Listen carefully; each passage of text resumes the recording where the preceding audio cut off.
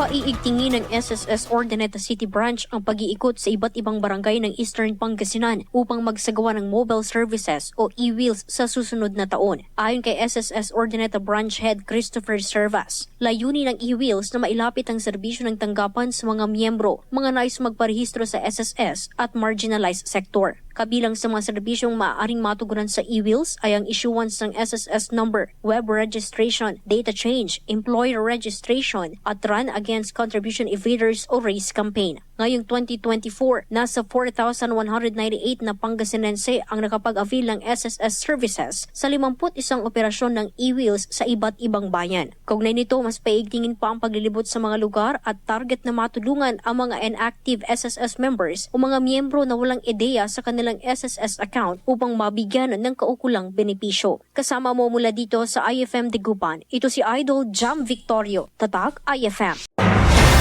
IFM News. IFM News. IFM News.